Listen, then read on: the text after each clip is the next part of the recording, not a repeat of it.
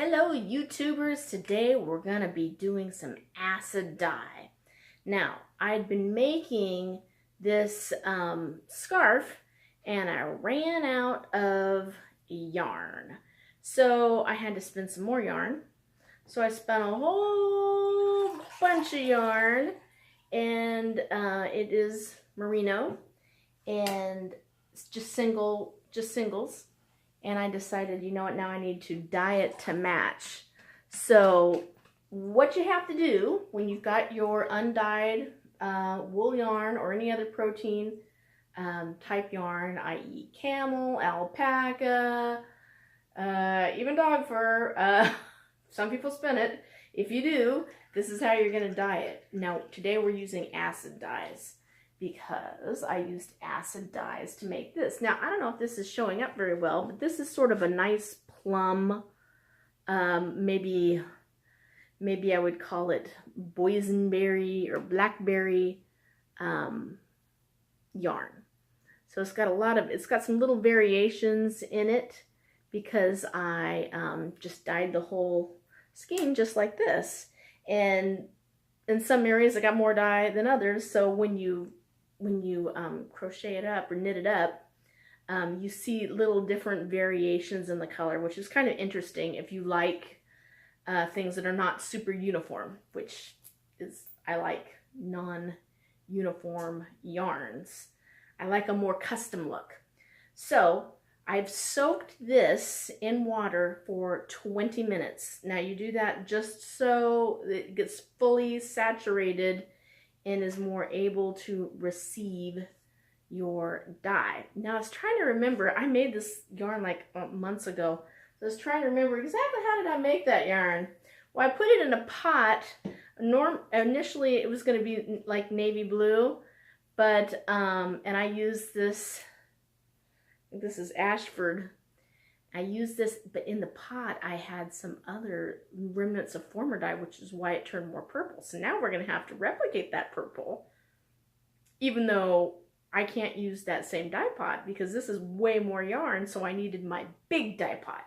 Now, I always use crock pots. They're always designated crock pots. They're just for dye. Food never goes into them. That way, if I'm putting mordants in there, heavy metals and things like that are not food safe, it'll never get into your family's food. So keep that in mind.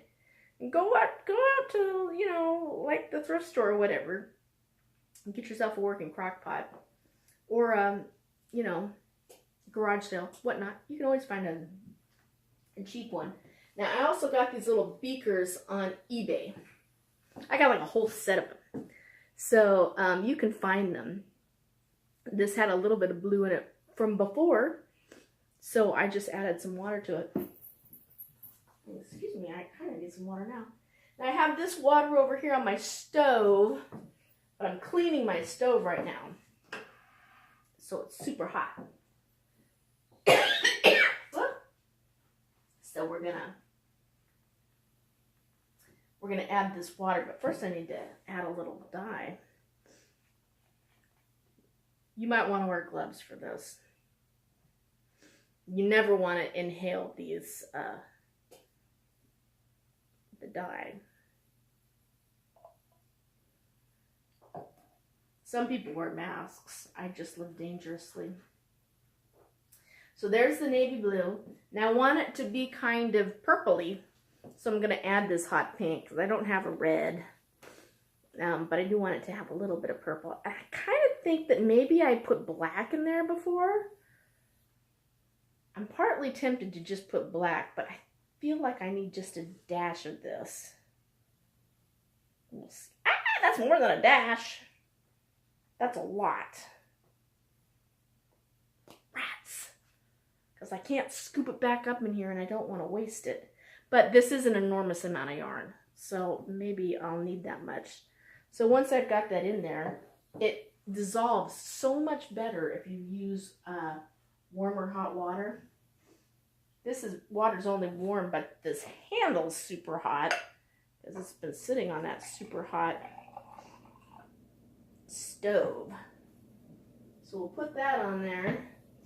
The other reason I love to use these is because then I can really measure out with a lot of accuracy how much white vinegar. Because see, I've got all these cool measuring things so I can measure out my vinegar. Not that I'm super into measuring. If you've been watching my videos, you know that I'm not very scientific. I am more laissez-faire, fly by the seat of your pants, adjust as you go kind of person. But oh yeah, that's almost the perfect level of purple that I'm looking for, isn't it? Ha ha, huzzah. But of course you never know until you put it on the fiber.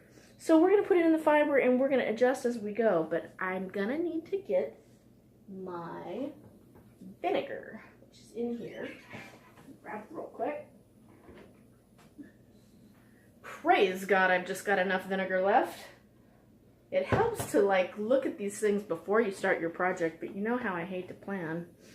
And I just said to myself, oh, I have like an hour. I think I can start my dye pot before I have to go do my next thing, which I will do. So I'm going to fill it up all the way to like half. Now, if it doesn't stick very well, I'll add more. That's the way I roll. But this is what I did for those of you who are very into following rules, regulations, mixtures, want to exactly replicate. And I'm sorry I did not measure my spillage of these, but maybe I want to say I used a teaspoon of each of those. Not very much at all went into here. It just makes a lot of color. You pour it in. You probably want to see that part, huh? Because I know how you are. Okay, so I'm pouring it in. I pour it just directly on there. Yes, I do. And I know that when I do that, some of the fiber is going to get way more dye. That's okay with me. I'm completely cool with that. But if you're not cool with that and you want a more uniform thing, then make your dye pot and then add your dye, okay? Ooh, see, now the red is getting on there because there's a little bit of red left. This is going to be a totally kind of variegated.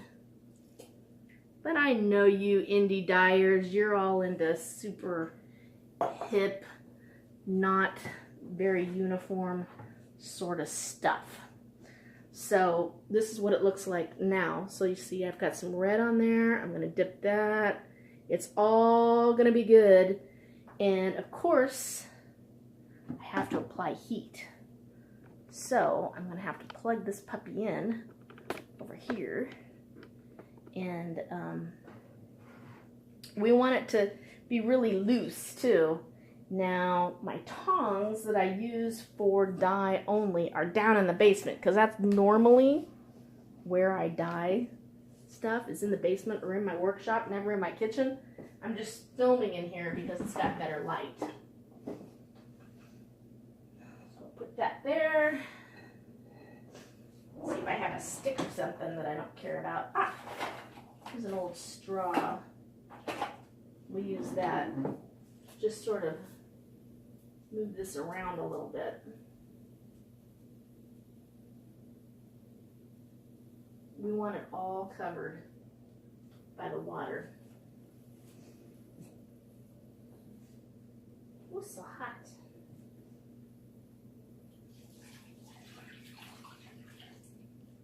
There.